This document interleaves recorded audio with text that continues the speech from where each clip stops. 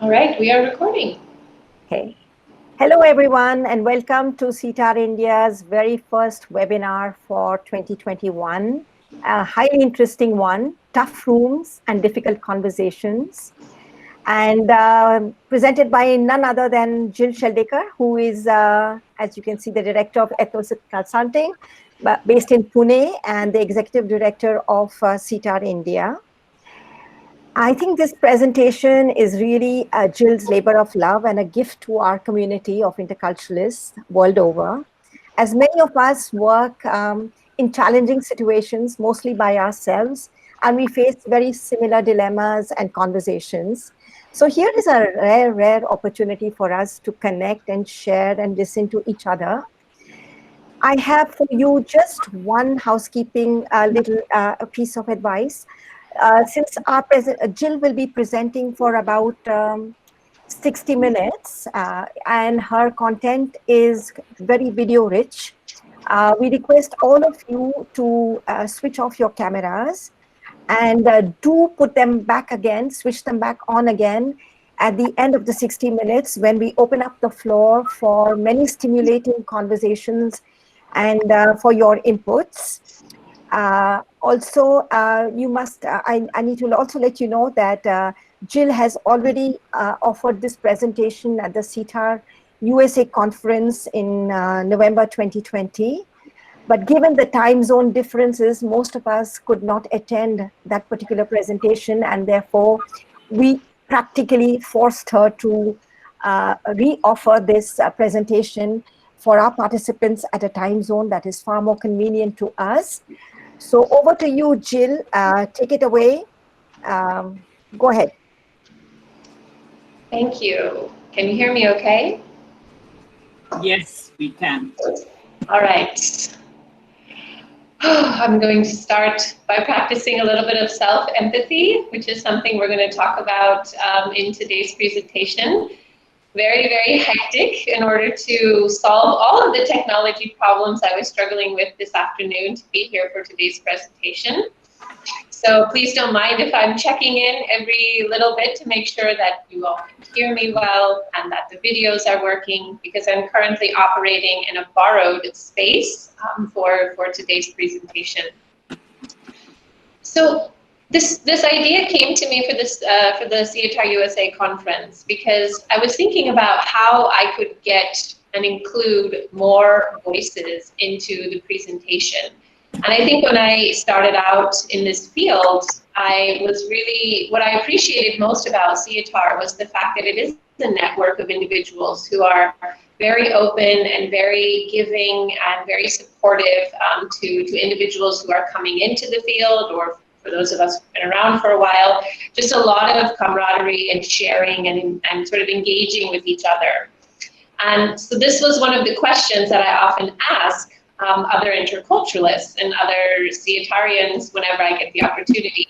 Tell me about when you've had, what is your toughest moment in a session been? Tell me about an uncomfortable situation that you found yourself in as a facilitator or a coach or as a trainer, and perhaps we can learn from each other when it comes to these tough situations.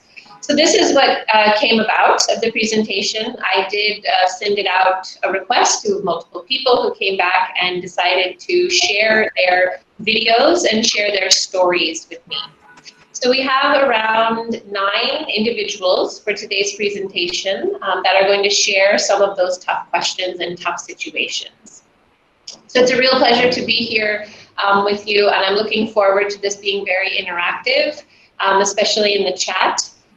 This is a little bit of an introduction in terms of the session today, and then we're going to go through 3 pieces. The first piece being the questions we've been asked.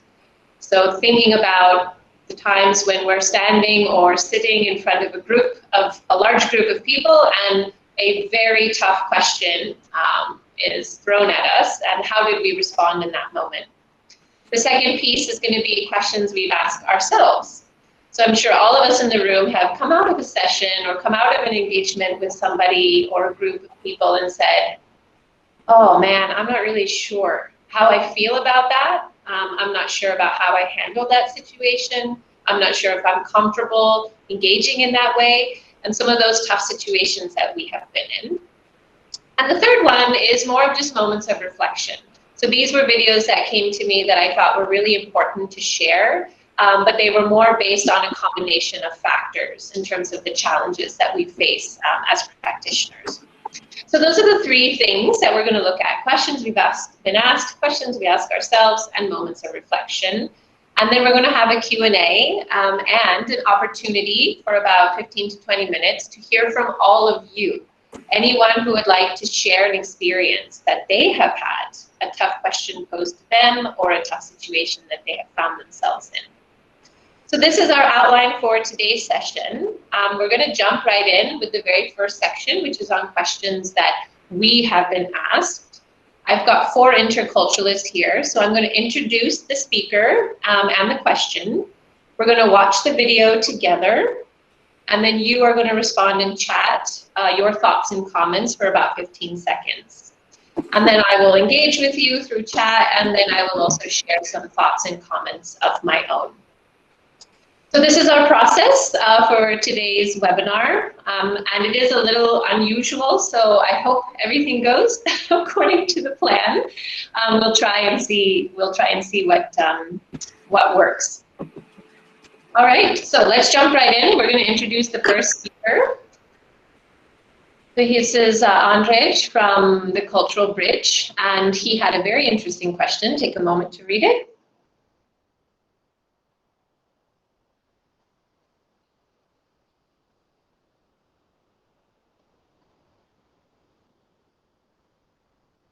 All right, so let's go ahead and together we'll watch the video and we'll hear his story.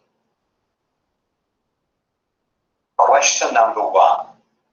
In a workshop I was facilitating for a multicultural team of young professionals based in Slovakia and working in a global company, I was asked if it was true that I was an agent paid by the US who has been tasked to smuggle the ultra-liberal ideology to Slovakia, covering it all with the fancy name of diversity and inclusion. I was curious where this question came from, and I learned that it was a reaction to some comments I received on the D&I content I posted on my social media, and those comments were implying that I was spreading this ideology.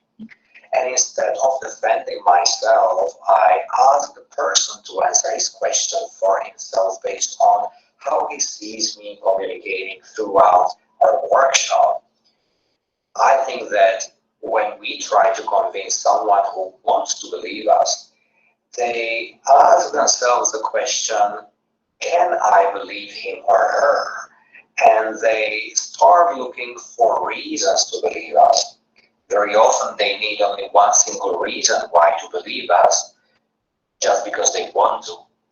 But if we try to convince someone who does not want to believe us, they ask themselves, do I have to believe him or her?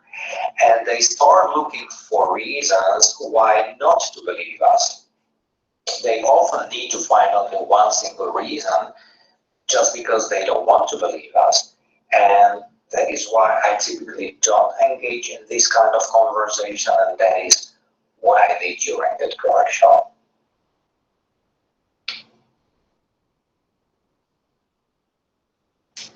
All right, so you have about 20 seconds to respond in the chat if you like.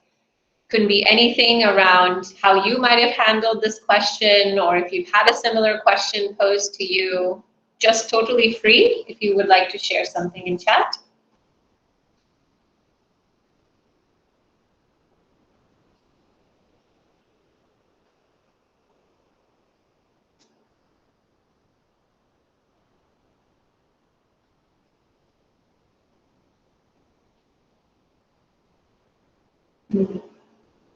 I think that this situation has actually taken on even a new meaning since he shared it with me. This was back in October of 2020, especially around diversity and inclusion and the intentions behind diversity and inclusion, and the fact that DEI has become now such a trendy thing, and lots of things are getting kind of piled underneath the label or the term diversity and inclusion.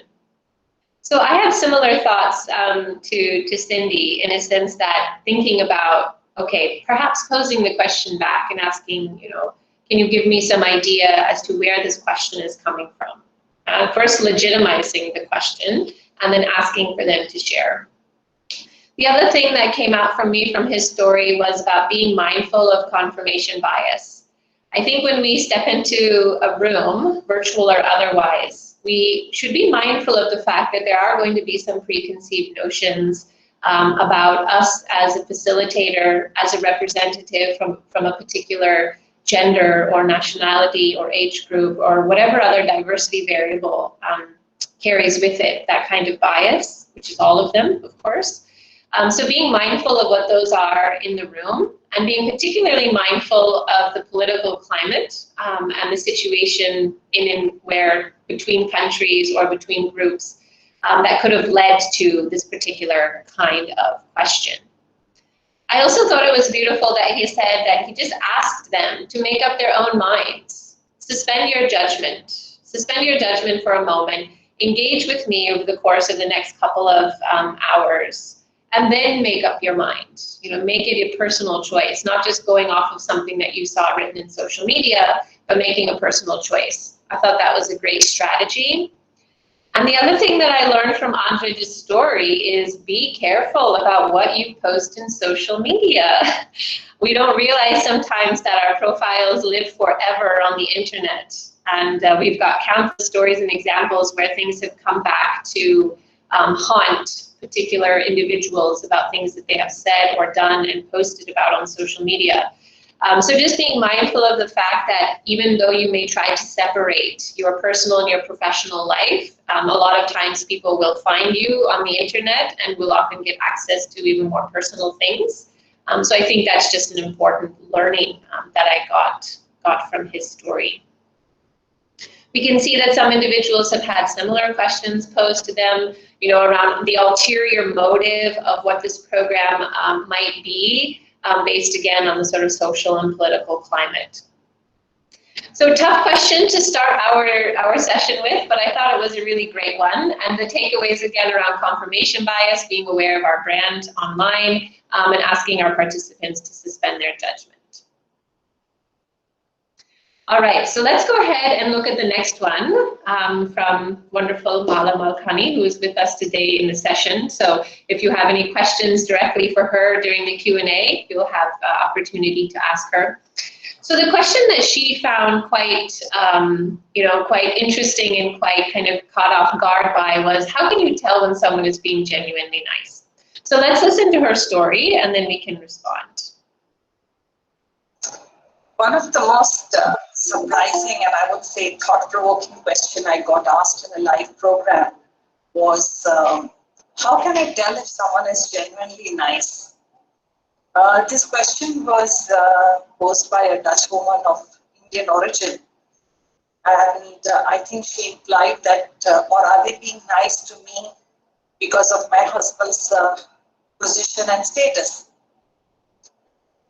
She narrated this interesting story that she was joining her husband at a company party, and going up in the elevator with her was another gentleman whom she recognized as someone from the leadership team of the company from some pictures that she had seen.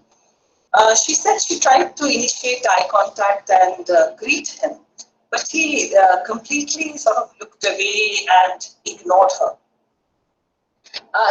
Subsequently, at the party, when her identity became known, she said this very same person made like an absolute 180-degree turn, and he and his wife made this extra effort to be friendly and warm and nice to her. Honestly, when she asked me this question, I was a little taken by surprise. I also did not know what immediately the answer was. And really, also what came in my mind was that, does it really matter? In a live program, you have to often step outside your cultural bubble to be able to provide this deeper part of the culture and this insight. And what I shared with her was that in a hierarchical culture like India, it's quite normal for people to make this extra effort with people in positions of authority. And people in power expect that. As I peeled the onion some more, I realized there was also a gender factor.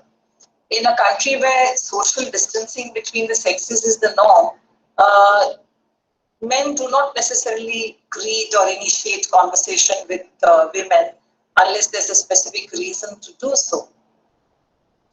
I somehow found this question very hard. It was not very easy for me to step away from my own culture in this case and also, tell her whether this person, the behavior was at a subconscious level or was it done consciously with some personal benefit in mind, future personal benefit. And also the added responsibility of providing a balanced perspective. I always feel that we have, as a trainer, I have to be very careful that I am not creating any bias or, negative judgment in people's mind and giving them a more holistic, answer and perspective. While of course keeping in mind the goals of the program, the larger goals of the program and the time factor. So I would say this was not an easy one. How can one tell if somebody is being genuinely nice?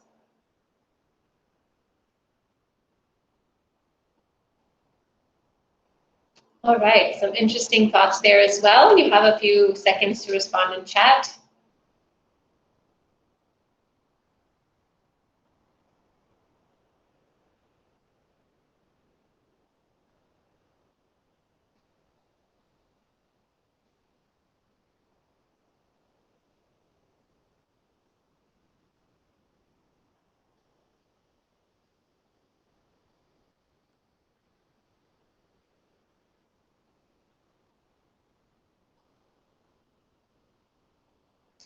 There were so many things that I found interesting about this story.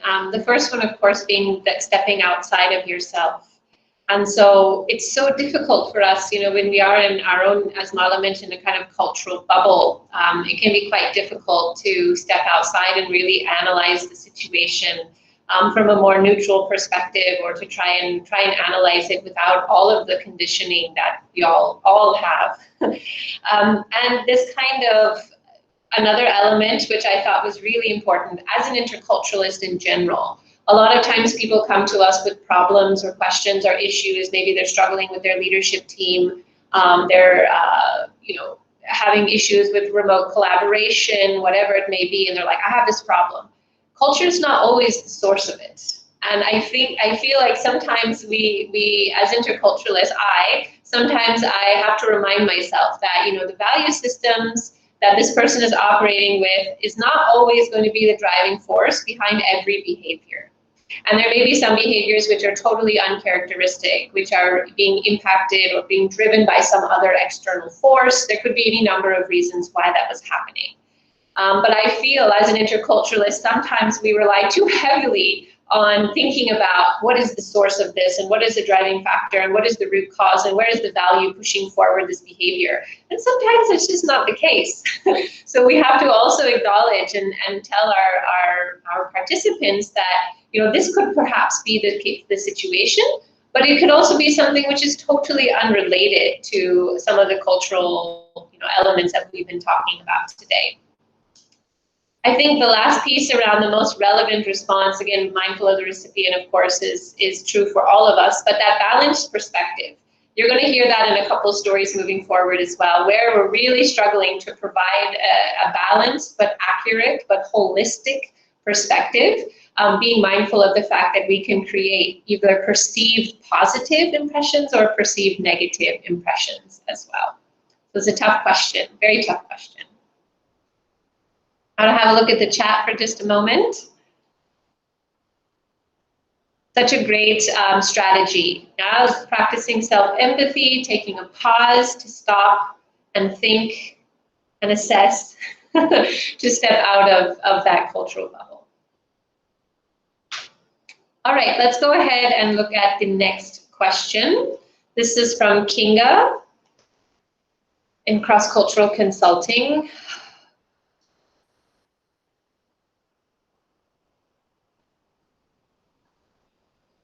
I've never been asked a question like this in a training. And so when I heard this question and how she responded, I was quite moved by her response. So let's go ahead and have a listen together.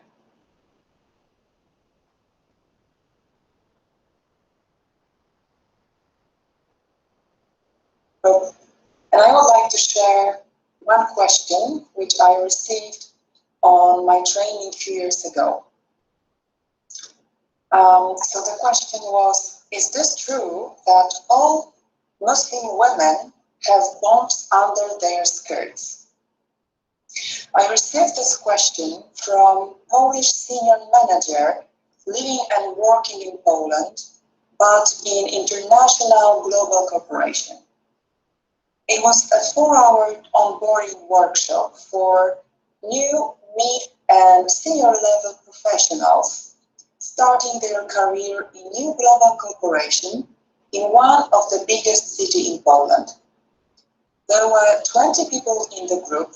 People were from different cultures, mainly Polish, but also from other European countries. All the people were new to each other. The goal of the workshop was to give basic information about cross-cultural relations in business and to raise intercultural awareness. In the middle of the workshop, we discussed the definition of the culture. Some people said that culture might be connected to religion. And then this one participant asked this question: is this true that all Muslim women have bumps under their skirts? Then there was a silence. All participants looked at me and waited to see how I would handle this. First, I gave empathy to myself. I said, "Wow, Kinga, it is really surprising. You haven't been expected that, haven't you?" And this is difficult because we have only 4 hours and some people may feel offended with this question. I started to think, what is the motivation of this man asking this kind of question? Does he want to focus the attention on him, to make a joke, to share his opinion, to start a discussion, or to attack someone? In response, I repeated his question to make clear if I understood correctly. Once I repeated the question, he started to back off from his words. He said, "You know, maybe not all Muslim women." Then I asked him, why is he asking this question? I also asked him, what kind of emotions are behind his questions? Does he feel angry, sad, scared when he thinks about terrorists? He said that he just wants to know if it is true that we in Europe should be afraid of Muslim terrorists. So I turned the discussion from the definition of the culture to norms and pathologies in every culture. I explained that we can find pathologies such as violent extremism and terrorism in almost every culture. We started to speak about violent extremism and radicalization. I also shared my experience from work in this field. He was listening and was, as I saw, kind of surprised that I took his question seriously. Unfortunately, there was a program of a workshop I needed to follow during this meeting, so I couldn't leave much space to discuss this topic. What I would have done differently now, when I think about this situation in a hindsight, I think I would probably share with the rest of the group my feelings, that I am surprised with the question, and admit that I wish we had more time to focus on this topic.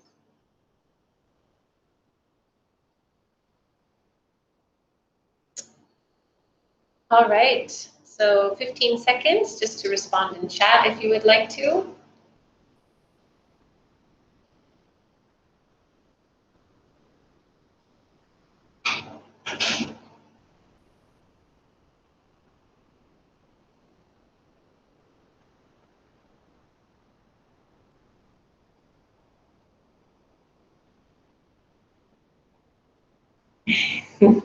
So we've got a lot of appreciation for Kinga, and I felt very similar as well. My learnings from her story was the importance of self-empathy. And in the CETAR USA conference that I attended, and just before my presentation, there were a lot of talk about cultivating stillness. How do we do that? By breathing deeply, by pausing, allowing for that moment of reflection. And I have been doing that ever since. So I think that the combination of cultivating stillness and applying some self-empathy, and in her case, she said that in hindsight, she would have even gone back and said that I'm quite surprised by this question, and sort of share the process that she was going through. I thought was a really great strategy.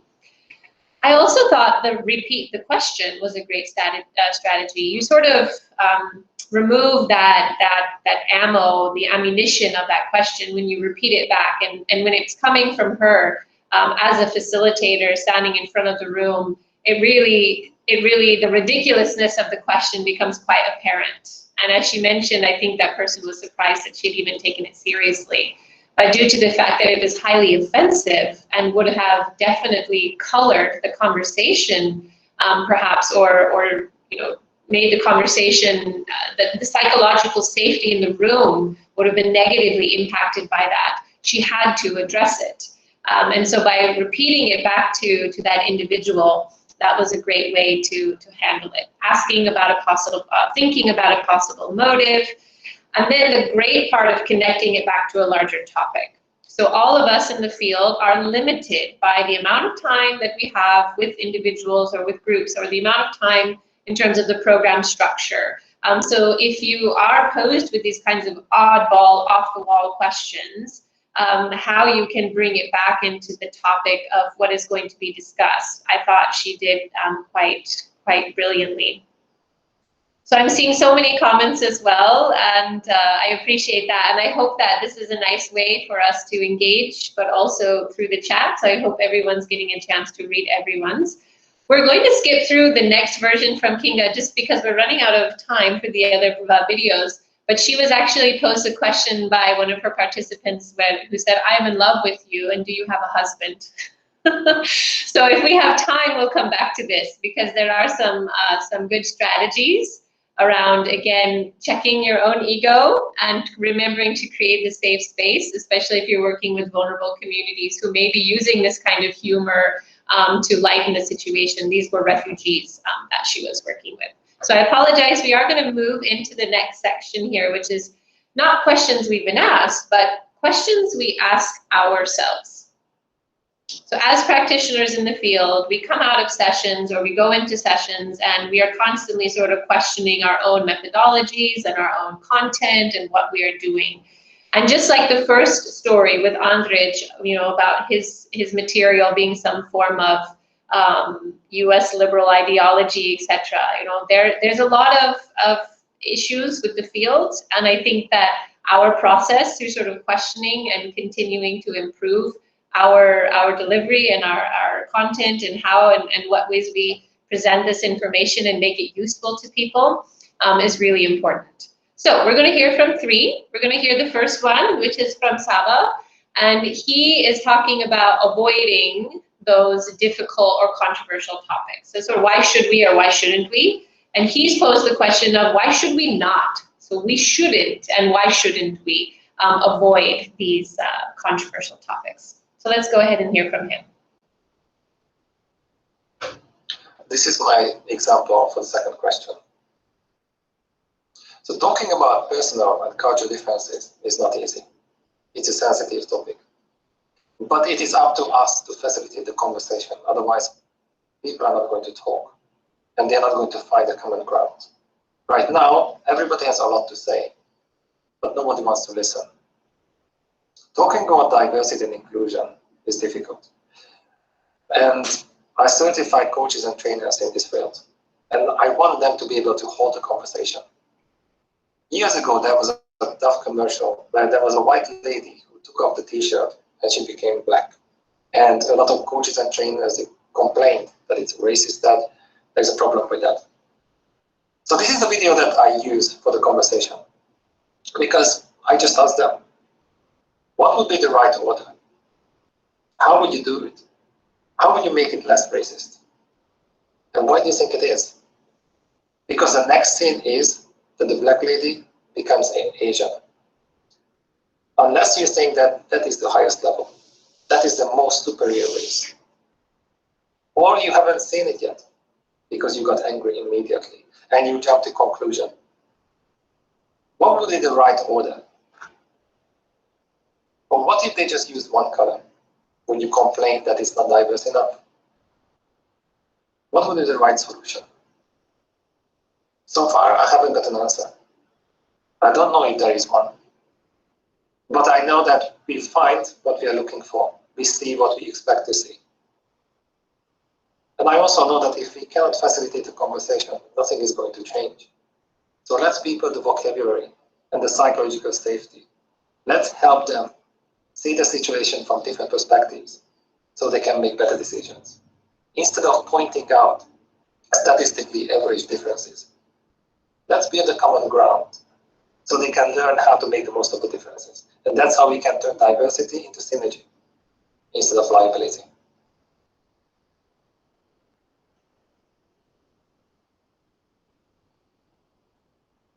All right, so everyone's got another few seconds to make a comment. Should we avoid, or why should we not avoid discussing some of the very sensitive, controversial topics? Showing a very controversial video at the start of a conversation that you know is going to enrage a group of people.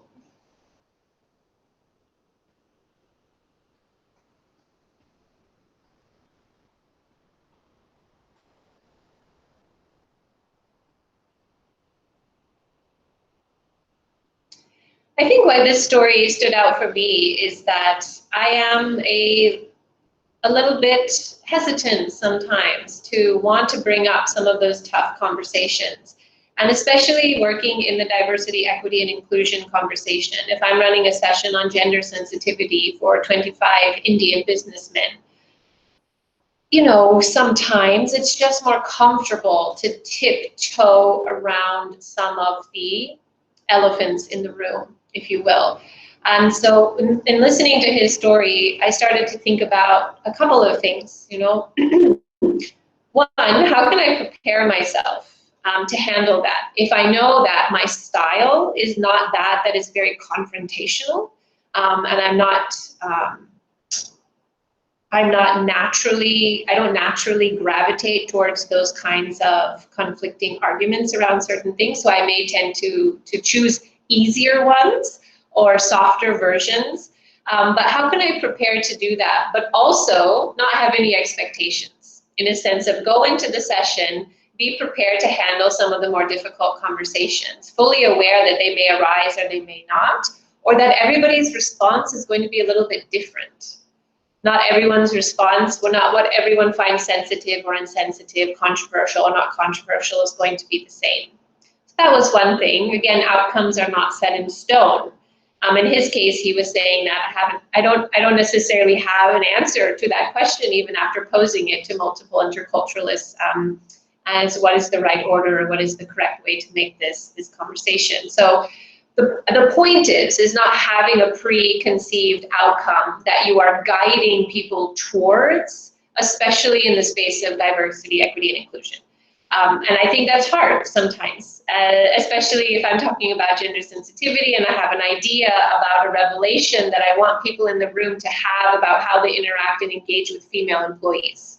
I need to disassociate or unattach myself from that outcome because it's such a personal journey for each individual, and we just don't know what is going to spark a thought or lead to a self-reflection.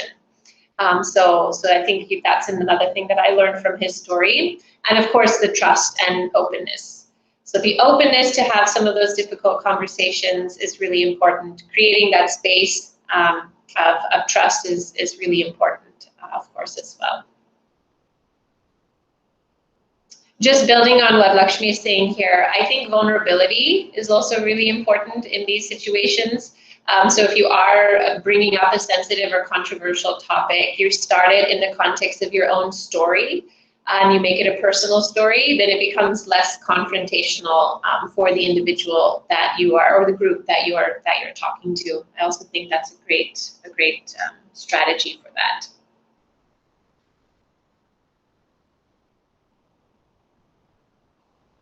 I see some great comments, so please feel free to keep an eye on the chat. We've got a lot of really good conversations going on. Let's go ahead and look at the next one, also quite relevant, more so for the CIETAR USA conference in just the month before the general election for the next president. A lot of conversations about this question: when we're expected to speak on behalf of an entire nation. So let's have a look at Elizabeth's video and see how she handles the situation. One of the most challenging situations I've had to navigate as an intercultural practitioner was after I moved to Munich, Germany in 2015. I was teaching business English and communication skills to professionals in workplaces. And in the lead up to the 2016 election, my role as an educator shifted very suddenly to, as a US citizen, becoming a resource for insights and commentary and information on the wild story that was the progression of the campaigns leading up to the 2016 election. And I was deeply confronted by needing to speak on behalf of my entire country, which I felt conflicted about doing, as the US is huge and diverse and has some polar opposite perspectives on things. And not only that, but I also didn't feel equipped to talk about politics or law or what was going on in the world. And I felt deeply responsible for providing accurate information, fair information.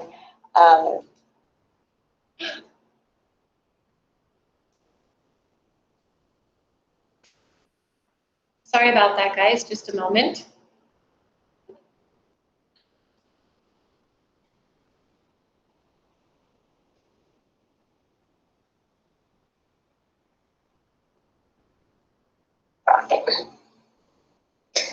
One of the most challenging, the campaigning during the election and then after the election. And I think it was a valuable experience ultimately.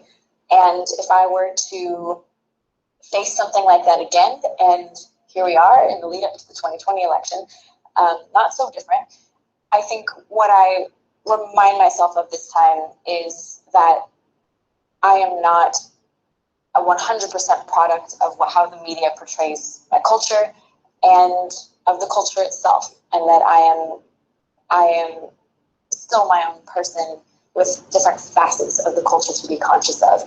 And even more importantly than that, I would encourage anyone who is asking me for my perspective to really work on forming their own perspectives. They can include mine as a piece of that, but then also do their own research and also look at different sources and different sides, because the word of one person from one place is not the word for everybody.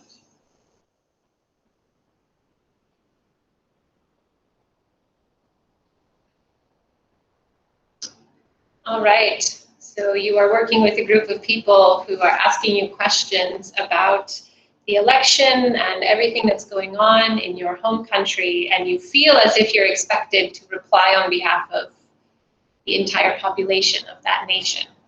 What would you do?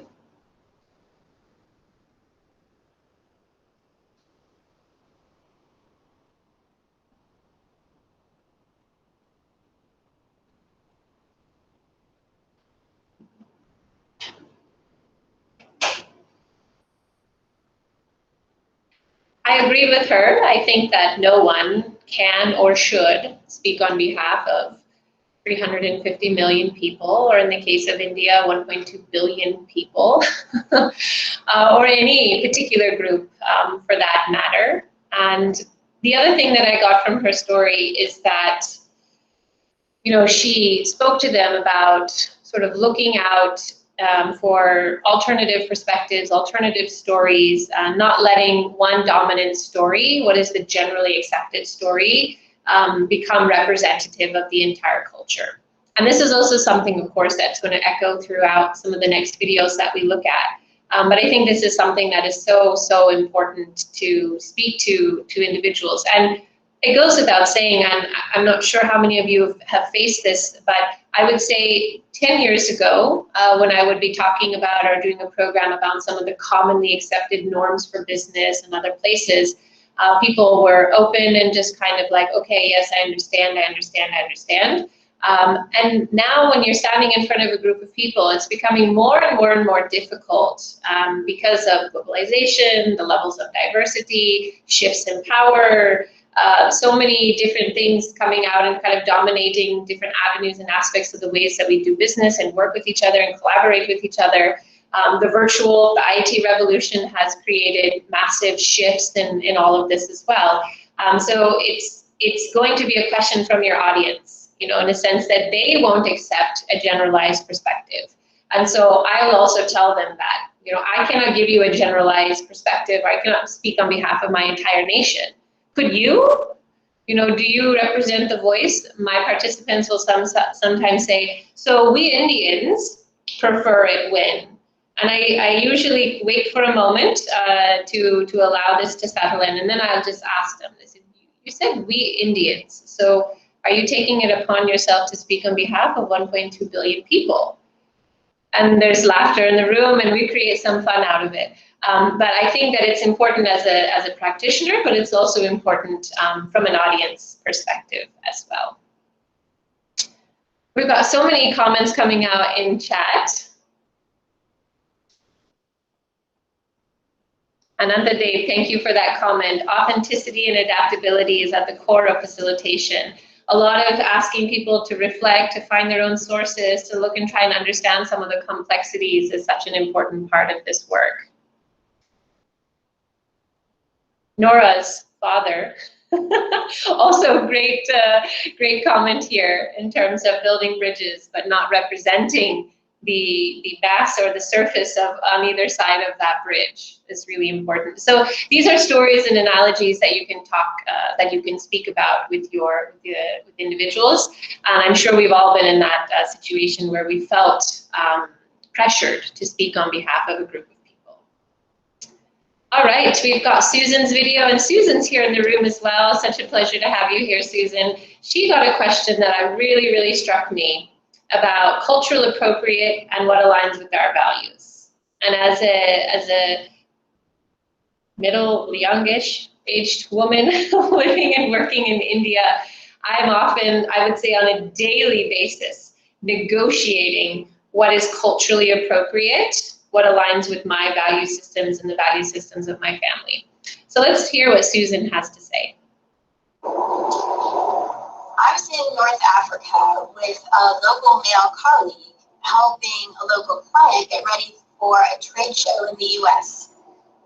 And the client was conservative, so dressed modestly. And when we got there, all the client's questions were directed to my colleague, and he would redirect them to me because I knew the software better and I'm a native English speaker. But by the end of the day, we had all worked together to create and practice a good presentation. The client was happy, and they paid me what I'm sure they thought was a big compliment, roughly translated as, "You're a manly woman," and interpreted by me at the time as being something like, "Pretty good for a girl." I bit my tongue and smiled graciously, I guess, but it didn't feel great. And it raised for me what is a recurring question: how much space can we leave between what is culturally appropriate and what aligns with our values. And we want to adapt our behavior to show respect for people in the local culture. But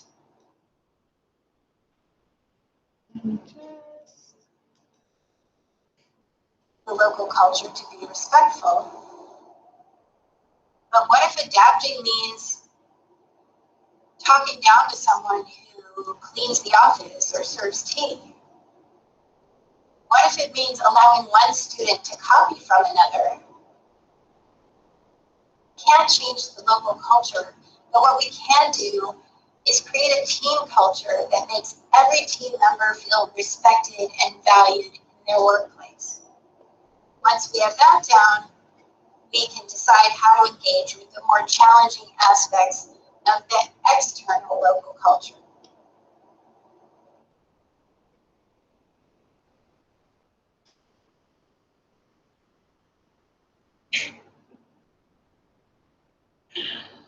So a few moments to respond in chat. I'm sure every one of us in the room has asked ourselves this question. It's culturally appropriate, but it does not align with my values. So how do I manage the situation?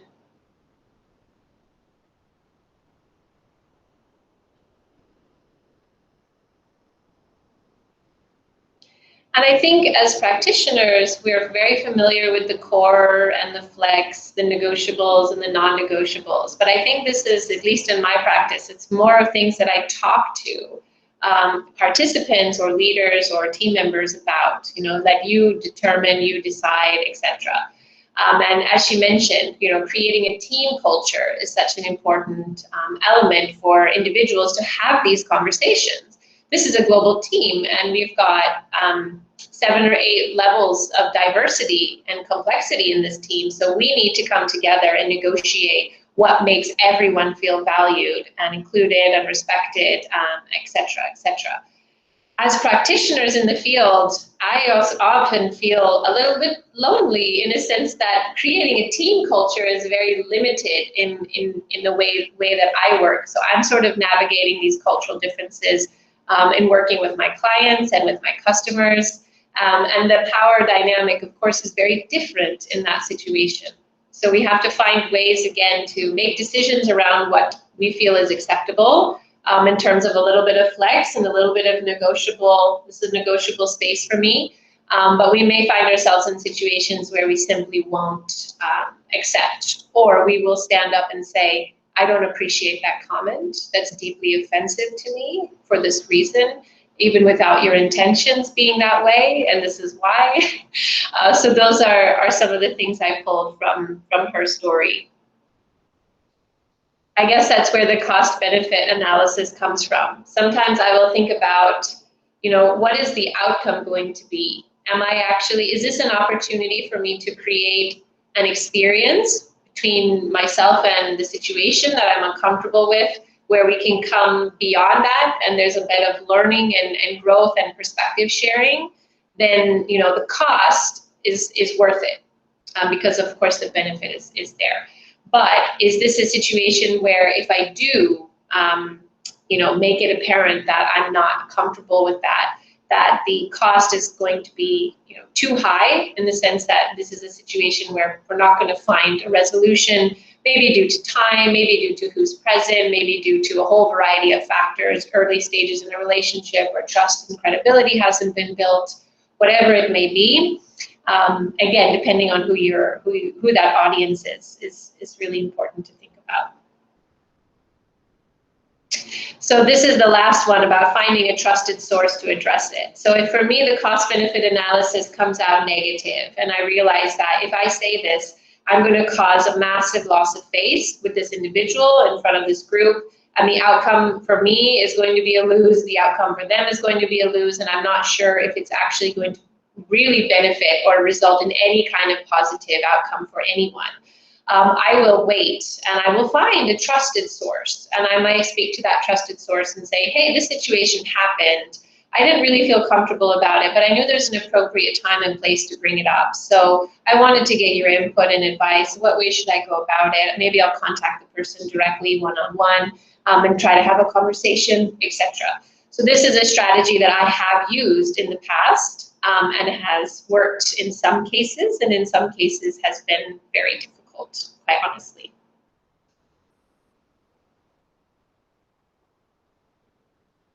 All right, so great comments. We're going to move to the last section, which is moments of reflection. So these are just 2-3 very short stories that kind of give us, again, some inspiration to talk about some of the tough and challenging conversations that we've had. So our first is Sunita, lovely Sunita, who's here, of course, with us today. And I asked her, to share it, and she talked a little bit about these conflicting moments that really change the way we see ourselves in the field. So let's go ahead and listen to her story. Indeed, I have been in situations where I have questioned my work as an intercultural trainer, facilitator, coach. We often speak about the importance of unlocking cultural synergies, of building respectful third cultures. But I have got the impression at times that our participants, our coaches, sometimes think of us as being too idealistic and unaware of the ground realities they face, and where they are the ones who are doing most of the painful, one-sided heavy lifting on international projects. The incident that comes to mind is that of a workshop I had delivered for an Indian team on an international project. We were discussing trust factors and the importance of making realistic commitments and following through.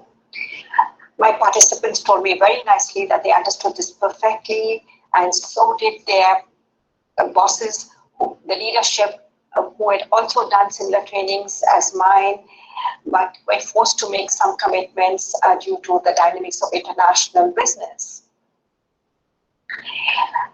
I think that we as intercultural coaches, consultants, need to position ourselves as trusted advisors and engage far more with senior leadership in order to ensure that intercultural competence is really embedded through multiple layers of the organization, avoiding just the reality of a few people having to take the burden of doing all of the adaptation.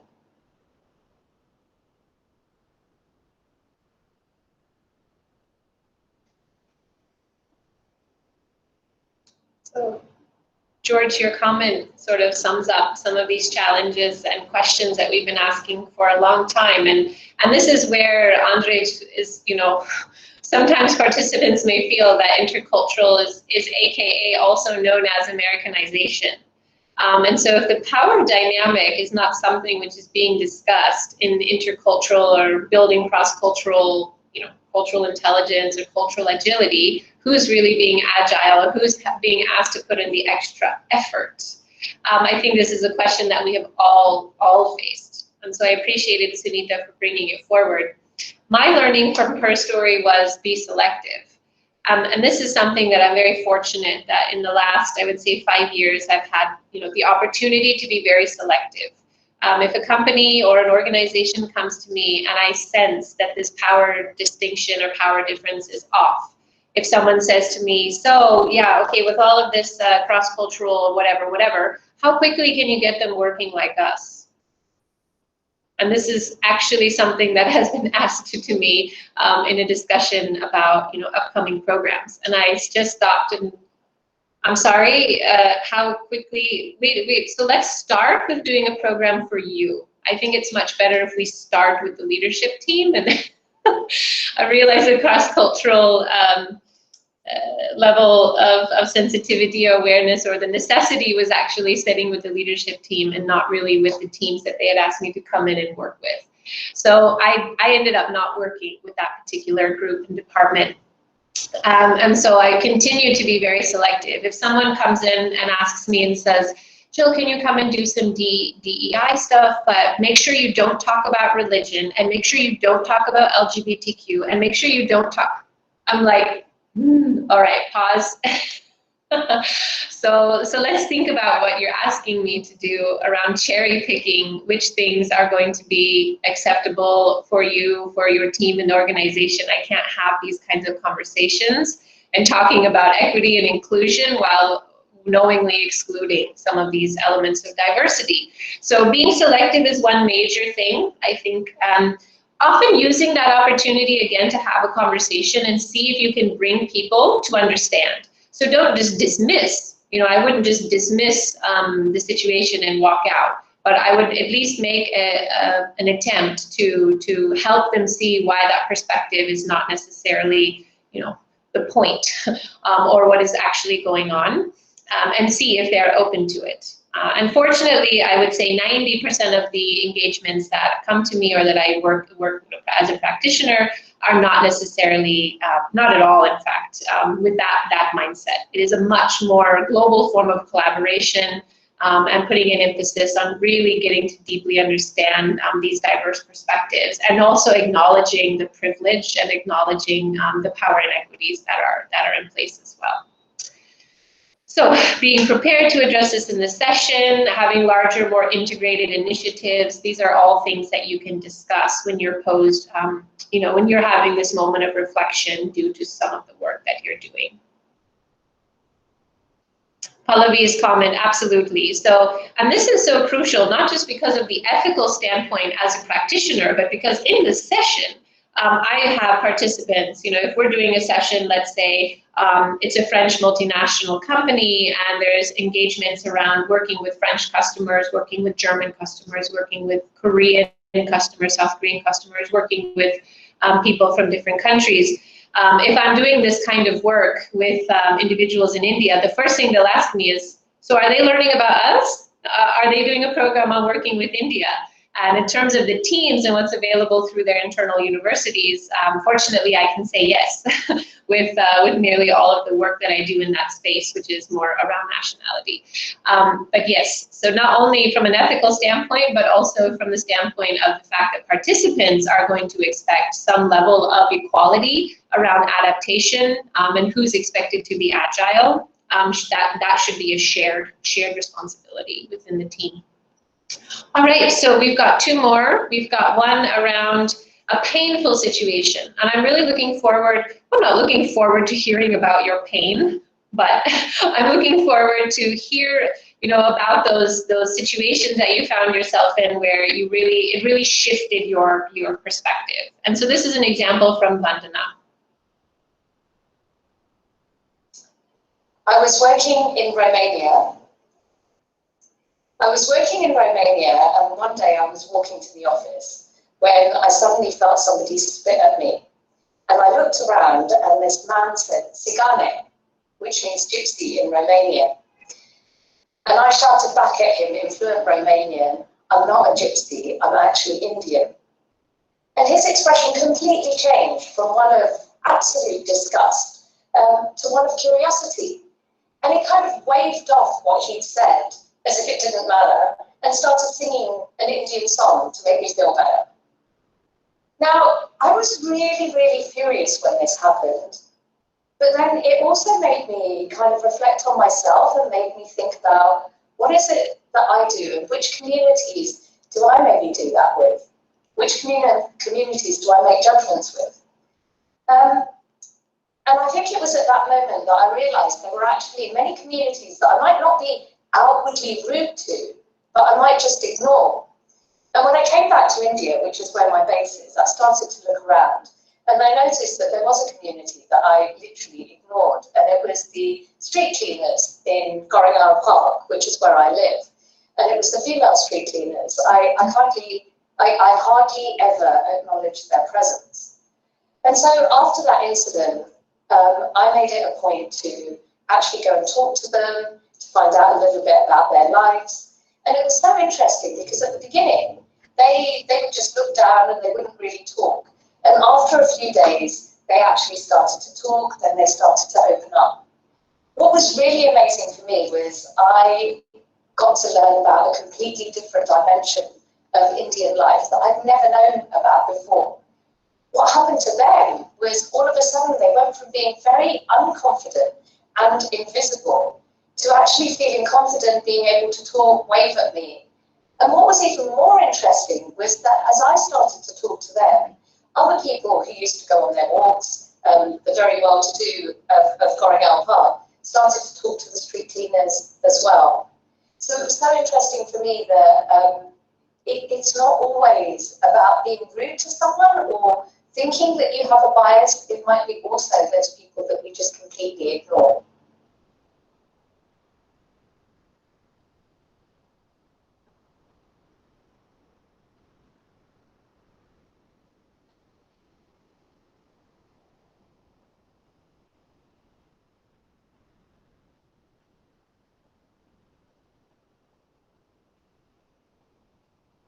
I often start some of the conversations with, all of us in this room have been deeply offended by others in this room.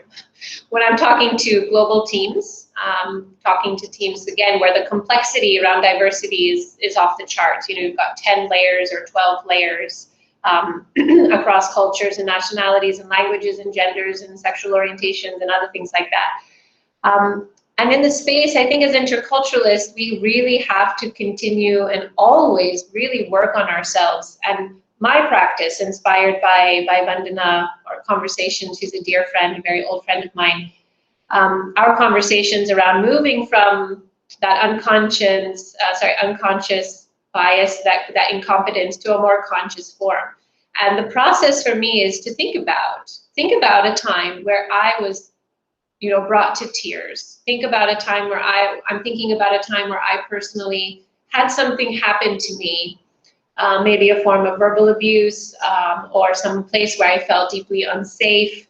And I try to isolate the emotions that I was feeling. Maybe I was feeling unwanted, unwelcome. Maybe I was feeling threatened. I was feeling scared. I was feeling insulted or frustrated. I isolate the feeling, and then I really, really think about, when have I been, you know, the perpetrator and actually led those feelings to be felt by another individual? Is there a community? Is there an experience where this may have happened? Intentionally, unintentionally, often unintentionally, but unintentionally, when has this happened? And so this is very, at least for me it's very, it shakes you a little bit to acknowledge that, oh my God, this is a community that maybe, or this is a person or a group or a situation where I maybe didn't think that I was doing this thing or causing this kind of perhaps pain, suffering, or negative emotion, or even just completely ignoring. Maybe making someone feel insignificant, you know, the feeling associated with those actions or lack of actions. When have I done that? And how can I be more mindful of those biases in my day-to-day life? So I hear so many comments, or I see so many comments in the chat. Of course, we know it starts with the self. It requires a lot of conscious action and self-reflection, and a lot of consistency as well, because we're always going to be filtering through, you know, moving from our unconscious to our conscious, and again, going through that process again and again and again. Susan, that's a great example. Coming into that place with the mask, not seeing customers, but not even acknowledging the fact that there was a worker there that would have been put at risk for COVID had him not worn a mask.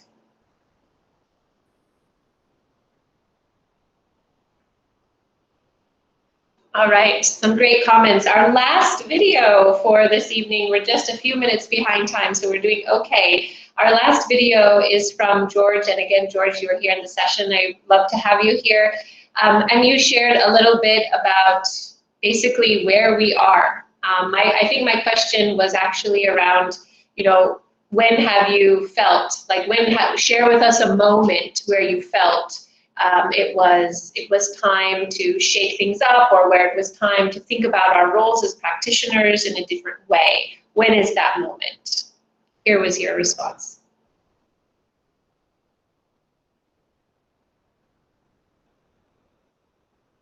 The moment of opportunity is now. I have long been working with social construction theories of culture, and I've tried to bring across the awareness that We're both created by and are controlled by big stories, meta-narratives that we hold, perpetuate, and which unconsciously shape our worlds.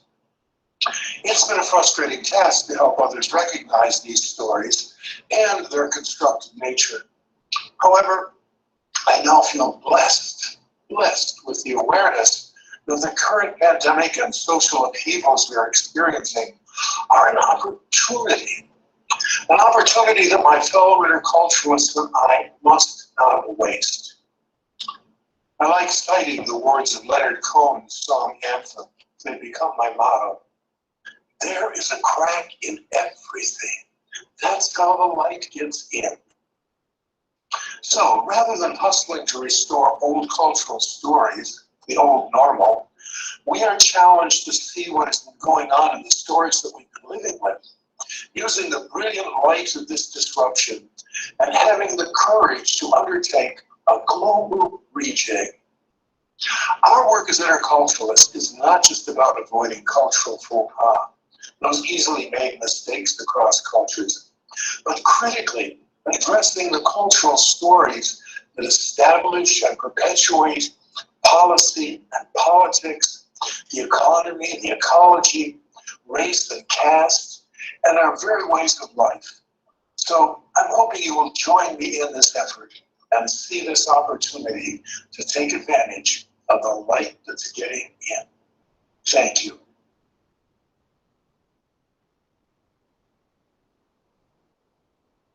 Take a few moments to respond if you like.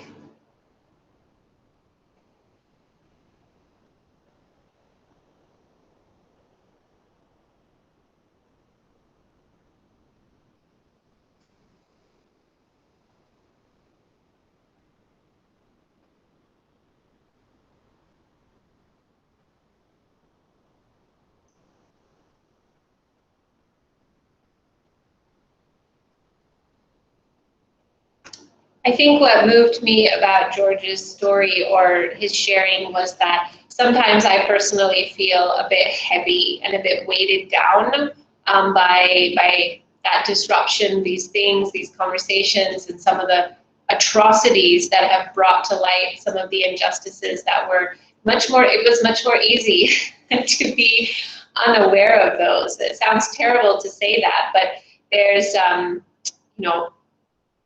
a level of empathy that you start to feel that pain, and together we feel the pain.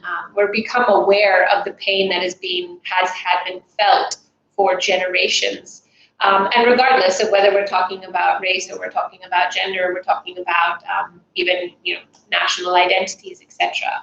But that shift the perspective. Let's think about this disruption as an opportunity to disrupt and to create this kind of rejig, and let it be so deeply disturbing and let it be such a big impact that it really motivates us to act, starting with the self and then moving on to the larger and greater communities.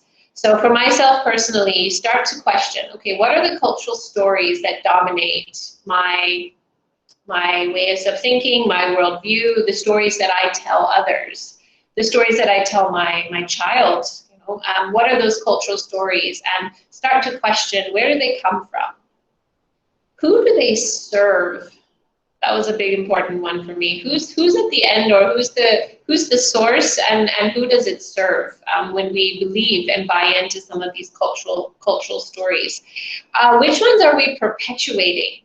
That's the real struggle as well. So when you go into a room as an interculturalist and you're talking about, best practices, which of these best practices are still perpetuating inequalities and not at least acknowledging the deeper story that is there?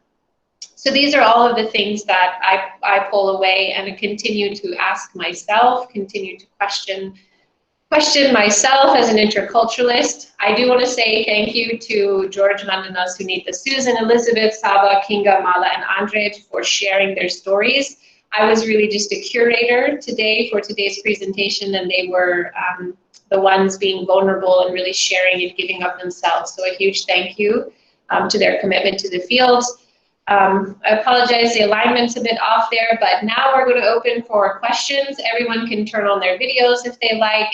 And this is a share and tell. So if you would like to share something, put it into the chat box. I would like to share something, or I have a situation I'd like to share, or a question I was asked. So I just wanted to open it up for at least 10 to 15 minutes to anybody who has a question, especially for George or Susan or me or Mala or Sunita as all presenters in the room today, and also any general questions or anyone who would like to share a tough question or an uncomfortable situation and how they dealt with it.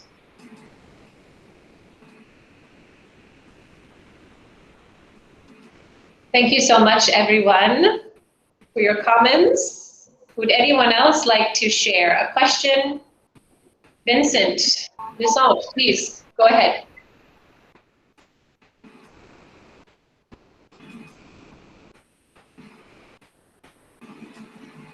You can take yourself off of mute. Yeah. There you go. I couldn't find myself on the screen. No worries. Yeah, okay, anyway. Yeah, no, just reacting to what's being said. I have two stories that I think cover a lot of what's been exposed, what's been dealt with, shared. The first one was, it was in Leuven, the latest CETA Europe Congress in Leuven last 2019.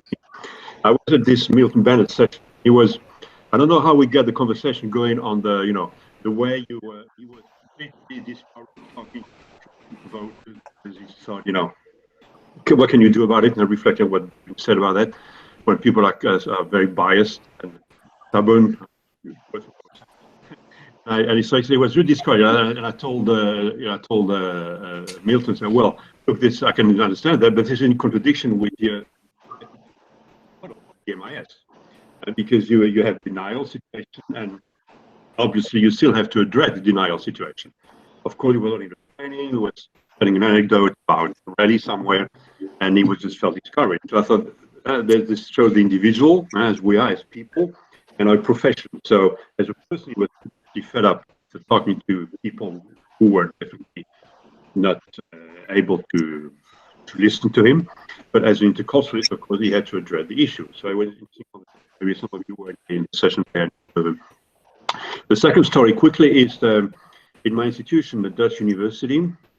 It's supposed to be quite open. Sorry, Marcel. Sorry?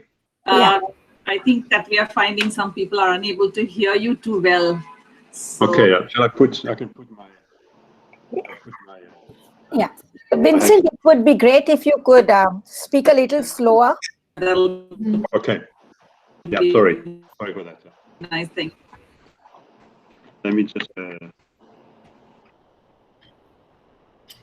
This should be better, isn't it?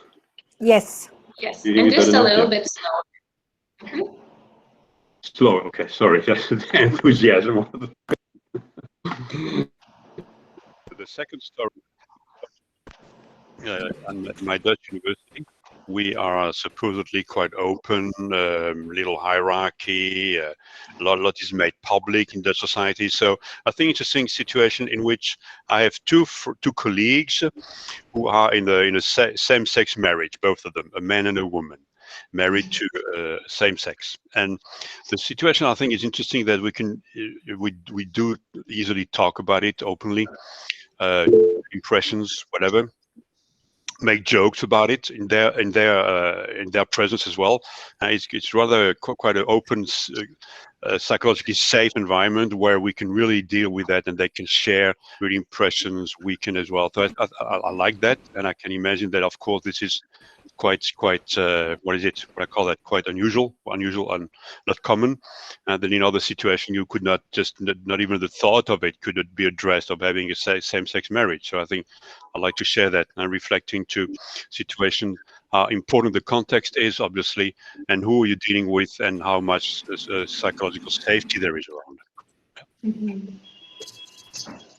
Yeah, and if I can just respond to your story, this is a real challenge. I would say it's a challenge everywhere, but living and working in a country where homosexuality was illegal up until just a few years ago. So there were companies that, would have had resource groups or would have had a level of comfort to be open about, gender orientation and a diverse gender representation in their groups. But they weren't legally allowed until very recently. And so this is a tough space to work. And a couple of weeks ago in a session itself, there were some complaints from individual participants who were saying, like, we want the space where we can like openly joke and openly, tease and have these kind of conversations. And what you're telling us is that there are microaggressions and we can't do it because it's offensive and it creates exclusion and all of these things. And I can understand that perspective. We come into a workplace and we don't want to be walking on eggshells, constantly wondering if everything we do and say is going to offend somebody.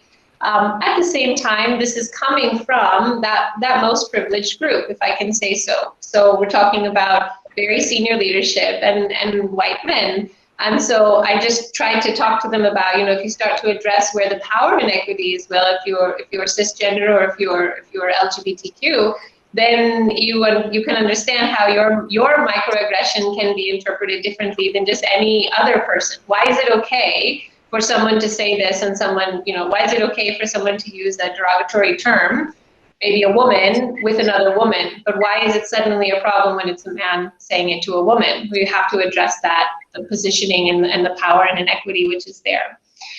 So just sharing my perspective that I find it difficult. It's another difficult and uncomfortable situation where trying to help myself and other people understand, it's not about walking on eggshells all of the time, but just trying to be as mindful as possible as to in what ways that kind of joking will be appropriate or inappropriate within the cultural groups that you're working with.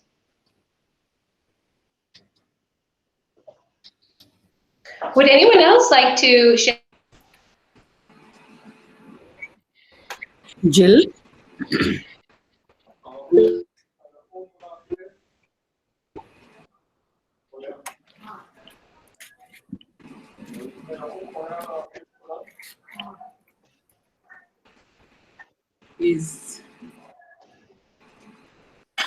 We see Jill?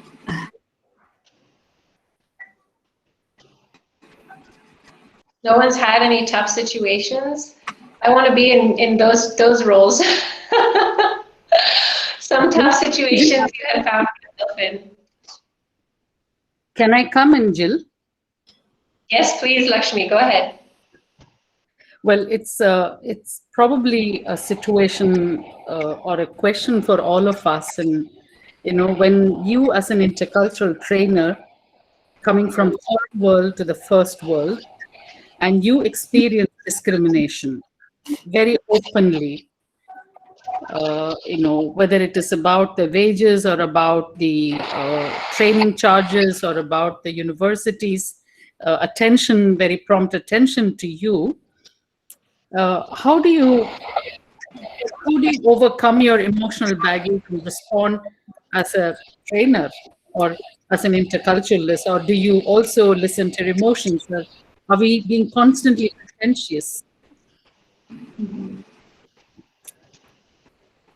Yeah, I would love to hear anybody's advice on this, because the more work that I do around even gender, I think I've realized some of my triggers.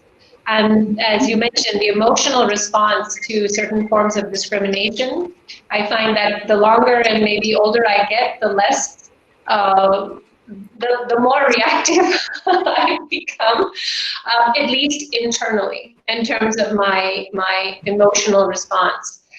So it's a great question. If anyone has advice on how. I've really had a moral ethical dilemma when, when once in another language, this supervisor said, well, she's from India, where tomatoes are much cheaper, so she doesn't need to be paid that much. And thankfully, I could kind of comprehend the language.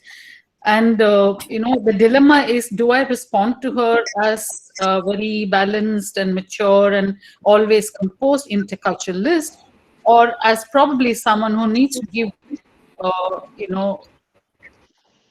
a straightforward emotional response. Or just get pissed off and say, sorry, I'm not taking this project. Do we need to constantly juggle with this humanistic, or are they contradictory? Humanistic and being individualist. Yeah. I don't. I would really. I don't know. Go ahead, Susan. This is not exactly the same, but I used to. I lived in Egypt a long time ago. I was much younger, and I did not have gray hair, and I got a lot of attention, unwanted attention, on my way to work, no matter what I wore and no matter what I did, and I would arrive there sometimes, you know, looking emotional, looking upset, looking whatever. And I had a colleague, a male colleague, who would say, you know, what is going on with you? And I would tell him, he's like, why do you always bring this up?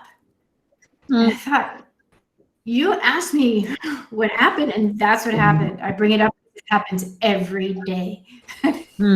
And I if he hadn't asked, I probably wouldn't have said, but there is something like you don't want to bash the whole culture for being that way, for having that experience, because it isn't everybody, but it is enough that it happened to me every day.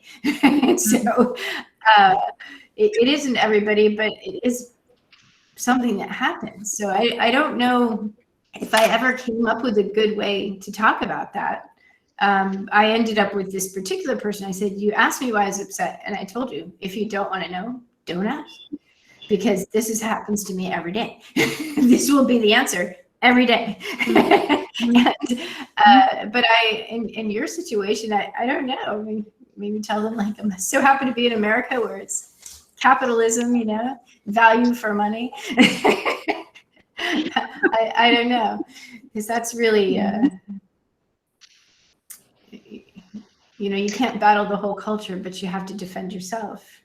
To respond to what I'm thinking about, Lakshmi, is that I think it's easy to sit here and say, do a cost-benefit analysis, as I mentioned before, and think about how your reaction may actually lead, you know, in what situations will it lead to an impact where you would actually see some progress and change in the way somebody's thinking about somebody, or make someone aware, or maybe make it an uncomfortable situation, but then at least there would be some reflection or learning after that. It's easy to say all of that, but I think that in the moment,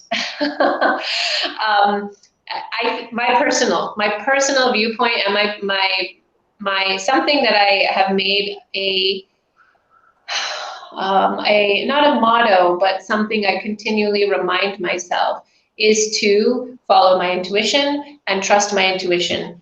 And my intuition is telling me from a very deep place, not a mental, not a psychological kind of game place, which is going on in my brain. But if my intuition is telling me that say something, I will listen to it. And even 2 years or 3 or 5 years ago, I would have been like, shut up inside myself. But yeah, maybe over the years, and it just becomes more and more. I think it is important. I think it's important that if you're really feeling something, regardless of the outcome, regardless of who's going to be disturbed or what business may be lost or what relationships may break, if not now, when? And I think we need to, if we're going to be our authentic selves and bring our authentic selves into these experiences, we have to honor that as well. But it's way easier said than done, at least for me personally. Thank you.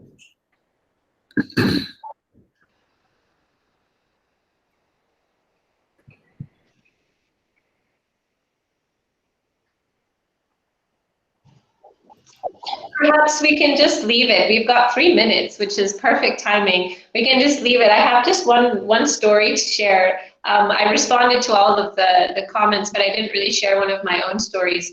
A couple of weeks ago, I was doing a program, and again around some DEI stuff, and I realized that in this field as interculturalists, the more and more you work in this field, and the more you read, and the more you interact, and the more you engage with other practitioners, you know, that itself becomes one big giant bubble.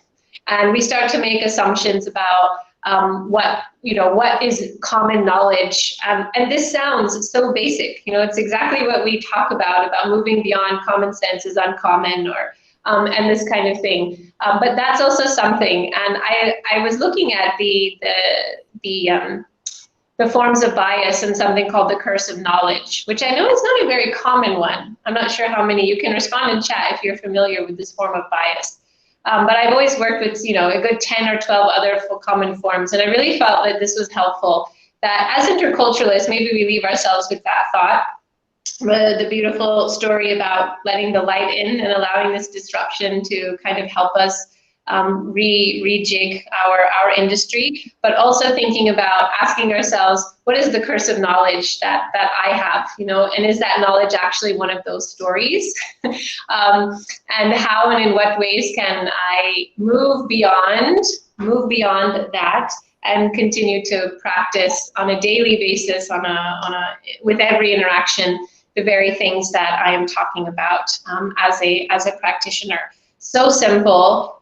So again, I feel so basic, but not easy. Simple and easy are two very different things. So let's do that. Let's do the hard things. We can do hard things. We can do hard things and continue to push forward and do hard things. So I'll leave it on that note. Again, thank you so much. I'm going to hand it back over to Sunita, who's going to talk to you a little bit about feedback. But thank you so much for being here for the first webinar of 2021. Jill, thank you so much. Thank you, everyone. And actually, you've given us a great idea for the next webinar, or then it could be the third webinar for this year, The Curse of Knowledge. And we have such a wonderful audience here. Anybody would like to facilitate that one? I think we can keep this conversation going. It's really a meaningful, authentic conversation that we are having. And I really would like to continue in this vein for sietarindia, honestly. And thank you, everyone. And Jill, can you put in your survey, the link to the survey?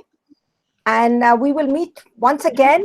Mala, when is our next webinar that you will be co-facilitating? I think we decided on 16th March. So this is going to be a very interesting one, where we have a CFO of Indian origin who's had many global roles across different continents, share with us his own development of cross-cultural competencies and adaptability, and what he has learned in his role along the way. Yeah. And really, let's keep as the third webinar, The Curse of Knowledge. And I look forward to listening to I don't know who will facilitate that, but I'm sure that the right person will manifest. Yes, it would be great to have a panel discussion if we can. We haven't tried that format. Great idea. Yes. Thank you, everybody. We are exactly on time. Again, please fill out the survey. Thanks for being with us. I'll go ahead and switch off the recording. We can hang out for a few minutes in chat if anybody wants to. But thank you so much, everyone, for the opportunity and the participation today. Thank you, Jill. Thank you.